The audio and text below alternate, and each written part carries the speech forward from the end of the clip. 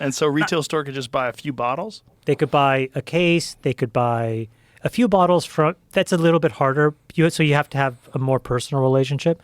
But then the really good stuff, you can buy a few cases and then pass them on to your friends. And I don't know. It's. I think wine's incredible, and with food's incredible. But when I hear people that are going to open up their own wine label, I'm like, oh, good Lord. Like, how much do you know about wine? Like, oh, I'm going to start a wine business. Like, what?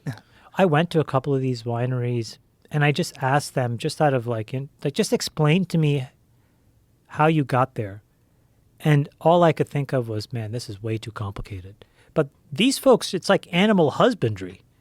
They're breeding this vine with this vine, but then they're going to take, cleave off this little bit. And so it's like it's a breeding program over 10 and 20 and 30 years. And it's like, this is really complicated.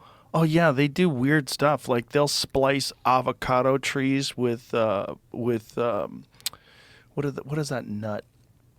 Pistachios. So they'll take avocado trees and they splice them with pistachios to make the tree more sturdy. Like you can take two different species of tree, and if you cut them sideways and splice them together, they'll grow.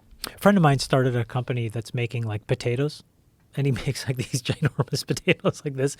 It's an incredible thing because like the yield is through the roof, and like his I think vision is I'll be able to feed the world in a cheaper and more abundant way, but it's all this engineering. He hacked the chromosome of the potato. Oh my God. That's incredible. And like it generates a huge potato and it generates a seed. I didn't know this, but potatoes don't have seeds. In order to plant more potatoes, you chop up the potato into like quarters or eighths and you stick the potato into the soil. Oh, he's playing God. And so he's like,